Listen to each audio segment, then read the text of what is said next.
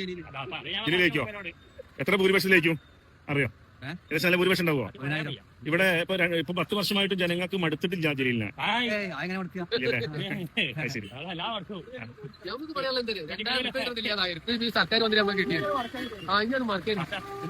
വിദ്യാർത്ഥികൾ ഉൾപ്പെടെ ആയിരക്കണക്കിന് ആളുകൾ യാത്ര ചെയ്യുന്ന തൂക്കുപാലത്തിന്റെ അവസ്ഥയാണിത്. വിഷയം ചൂണ്ടിക്കാട്ടി MLA ഉൾപ്പെടെയുള്ളവർക്ക് പരാതി നൽകിയെങ്കിലും ഒരു നടപടിയും ഉണ്ടായില്ലെന്നാണ് നാട്ടുകാരുടെ പരാതി. ഇവർ വോട്ട് പറ്റിക്കാൻ വേണ്ടിയിട്ട് ജനങ്ങളെ പറ്റിക്കാൻ വേണ്ടിയുള്ള ഒരു ധാരണ വെച്ചിട്ടാണ് ഇവർ ഈ UDF ഇപ്പൊ ഈ മറ്റേ വീഡിയോ വിട്ടിട്ടുള്ളത്.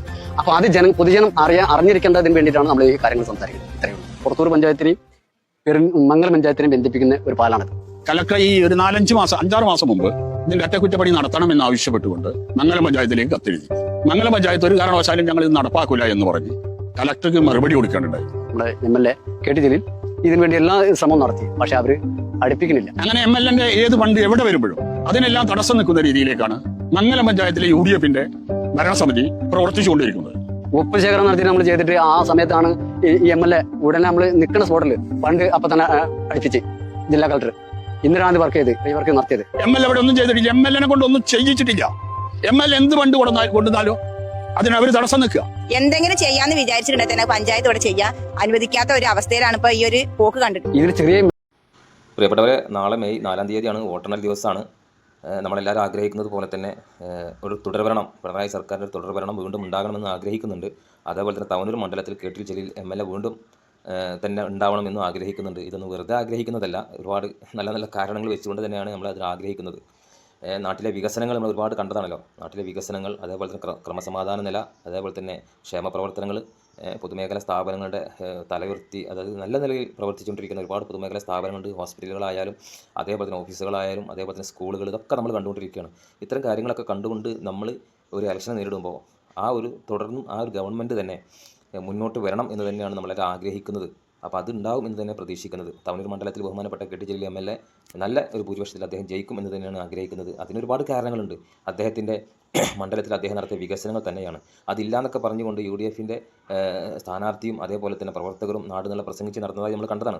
പച്ചക്കളവാണ് അദ്ദേഹം അവരൊക്കെ പറഞ്ഞു നടന്നിട്ടുള്ളത്. അതൊന്നും അവർക്ക് അവരുടേതായ രാഷ്ട്രീയം പറയാം, അവർക്ക് വികസനങ്ങൾ കൊണ്ടുവരുമെന്ന് പറയാം, പെൻഷൻ തരുമെന്ന് പറയാം, ഭാവി കാര്യങ്ങളൊക്കെ അവർക്ക് പറയാൻ കഴിയും. പക്ഷേ നിലവിൽ ഈ മണ്ഡലത്തിൽ കൊണ്ടുവന്ന വികസനങ്ങൾ ഇല്ല എന്ന് പറയുന്നതിനോട് ഒരിക്കലും യോജിക്കാൻ കഴിയില്ല. അതുതന്നെയാണ് അവരോടുള്ള നമുക്കുള്ള എതിർപ്പ്.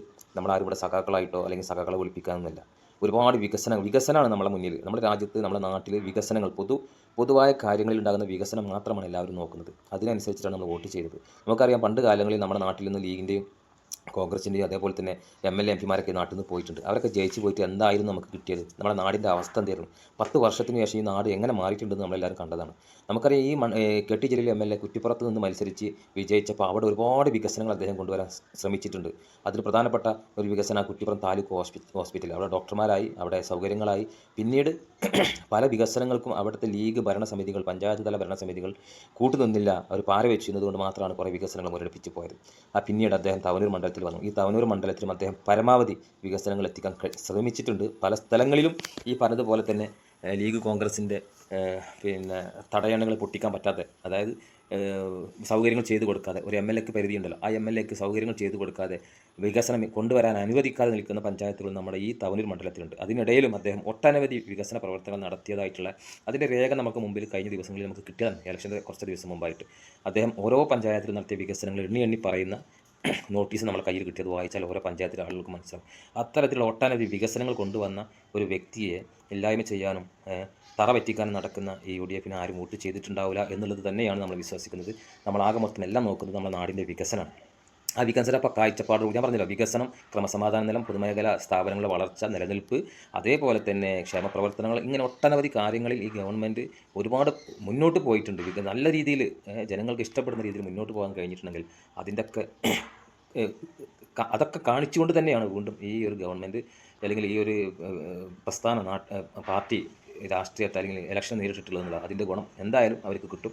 അപ്പോൾ ആ നിലയ്ക്ക് അവർ വിജയിക്കട്ടെ എന്ന് നമ്മൾ ആശിക്കുന്നതിൽ നമ്മൾ രാഷ്ട്രീയക്കാരായിട്ടൊന്നുമല്ല, ജനാധിപത്യ ബോധമുള്ള ഈ രാജ്യത്ത് താമസിക്കുന്ന ഒരു പൗരൻ എന്ന നിലയ്ക്ക് എല്ലാ പൗരന്മാർക്കും കിട്ടുന്ന ആനുകൂല്യങ്ങൾ ഒരേപോലെ ക്ലിയറായി കിട്ടുന്നുണ്ട് എന്ന് മനസ്സിലാക്കിക്കൊണ്ട് മാത്രമാണ് ഇതിനെക്കുറിച്ച് നമ്മൾ ഇത്തിരി സംസാരിക്കുന്നതും ഇതേപോലെ തന്നെ ഇലക്ഷൻ സമയത്ത് പോലും നമ്മൾ ഇതിനെക്കുറിച്ച് വാദിച്ചതും. ഏതായാലും അതിൻ്റെയൊക്കെ റിസൾട്ട് നാളെ സന്തോഷകരമായ രീതിയിൽ വരും എന്നതിൽ യാതൊരു സംശയമില്ല. ബഹുമാനപ്പെട്ട KT ജലീൽ MLA വീണ്ടും താനൂരിൻ്റെ MLA ആവും എന്ന് തന്നെയാണ് നമ്മൾ പ്രതീക്ഷിക്കുന്നത്. അങ്ങനെ ഒട്ടനവധി വികസനങ്ങൾ നടത്തിയ നിലവിലെ മന്ത്രിമാർ MLA നമുക്ക് മുമ്പിൽ മത്സരിച്ച് റിസൾട്ടിന് വേണ്ടി കാത്തിരിക്കുകയാണ്. അവരൊക്കെ വീണ്ടും തിരിച്ചു വരും.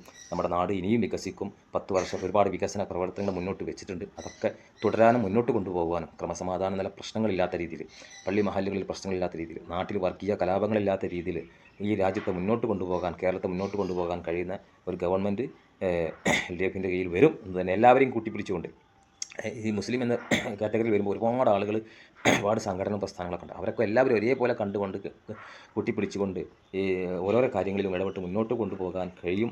അങ്ങനത്തെ ഒരു സർക്കാർ തന്നെ വരട്ടെ എന്ന് നമ്മൾ ആശിക്കുകയാണ്. ഇതൊന്നും രാഷ്ട്രീയ അടിമയായിട്ടല്ല, അതല്ലെങ്കിൽ വെളുപ്പിക്കലായിട്ടല്ല, നമ്മൾ അനുഭവിച്ച കാര്യങ്ങൾ പറയുകയാണ്. മുമ്പെന്ന് പറഞ്ഞല്ലോ, ഒരുപാട് MLA മാരും MP മാരും ജയിച്ച് ലക്ഷങ്ങൾ വോട്ട് വാങ്ങി ജയിച്ച് പോയിട്ടുണ്ട്. അവരിൽ നിന്നും ഒന്നും നമുക്ക് കിട്ടിയിട്ടില്ല. അപ്പോൾ ഈ രാജ്യത്ത് ഇത്രയും വികസനങ്ങൾ കൊണ്ടുവന്ന ഒരു സർക്കാർ ഇനിയും തുടരണം എന്ന് ആഗ്രഹിക്കുന്നത് തെറ്റില്ല. അതേപോലെ തന്നെ ഒരു MLA, അതേപോലെ തന്നെ ഇതുപോലെ ഒരുപാട് വികസനങ്ങൾ കൊണ്ടുവന്ന MLA മാർ അബ്ദുറഹ്മാൻ, അതേപോലെ തന്നെ മുഹമ്മദ് റിയാസ്, അതേപോലെ തന്നെ പിന്നെ അങ്ങനെ ഒരുപാട് ആളുകളുണ്ട്. അവരൊക്കെ ഈ വിജയിച്ച് വരണം എന്ന് തന്നെയാണ് നമ്മൾ ആഗ്രഹിക്കുന്നത്. അങ്ങനെ കെട്ടുറപ്പുള്ള സാമൂഹിക പ്രവർത്തനങ്ങൾ നല്ല രീതിയിൽ മുന്നോട്ട് കൊണ്ടുപോകുന്ന വികസന കാഴ്ചപ്പാടുള്ള ഗവൺമെൻറ് വീണ്ടും അധികാരത്തിൽ വരട്ടെ. നാട്ടിലെ ജനങ്ങൾക്ക് ഒരു ബുദ്ധിമുട്ടില്ലാത്ത രീതിയിൽ കാര്യങ്ങൾ നടത്തിക്കൊണ്ടുപോകാൻ കഴിയട്ടെ എന്ന് ആശിച്ചുകൊണ്ട് ഈ വീഡിയോയുടെ വൈൻഡപ്പ് ചെയ്യണം.